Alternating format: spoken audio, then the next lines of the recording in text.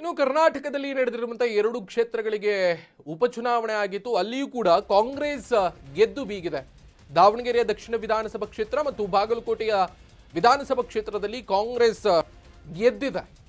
ಆಡಳಿತಾರೂಢ ಕಾಂಗ್ರೆಸ್ ಗೆದ್ದಿರೋದು ಬಿಜೆಪಿಯನ್ನ ಮಣ್ಣು ಮುಕ್ಕಿಸಿದೆ. ದಾವಣಗೆರೆಯಲ್ಲಿ ಸಮರ್ಥ ಶಾಮನೂರು ಗೆಲುವನ್ನು ಸಾಧಿಸಿರೋದು. ಶ್ರೀನಿವಾಸ್ ದಾಸಕರಿಯಪ್ಪ ವಿರುದ್ಧ ಸಮರ್ಥಗೆ 5708 ಮತದ ಜಯ ಆಗಿದೆ. ಬಾಗಲಕೋಟೆಯಲ್ಲೂ ಉಮೇಶ್ ಮೇಟಿ ಜಯಬೇರಿಯನ್ನ ಬಾರಿಸಿದ್ದಾರೆ. 22,332 ಮತಗಳಿಂದ ಗೆದ್ದು ಬೀಗಿದ್ದಾರೆ ಉಮೇಶ್ ಮೇಟಿ.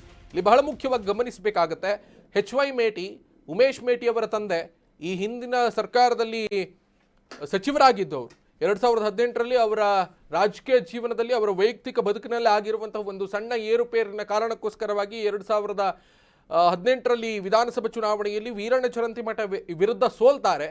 2023ರಲ್ಲಿ ಕಾಂಗ್ರೆಸ್ನ ಗ್ಯಾರಂಟಿ ಮತ್ತು ಸಿದ್ದರಾಮಯ್ಯನವರ ಕುರುಬ ಮತದ ವರ್ಚಸ್ಸಿನಿಂದ ಗೆದ್ದು ಬರ್ತಾರೆ. ಅದು ಕೂಡ ಅತ್ಯಲ್ಪ ಅಂತರದಿಂದ 5,000 6,000 ಮತಗಳ ಅಂತರದಿಂದ ಅವರು ಗೆದ್ದು ಬೀಳ್ತಾರೆ.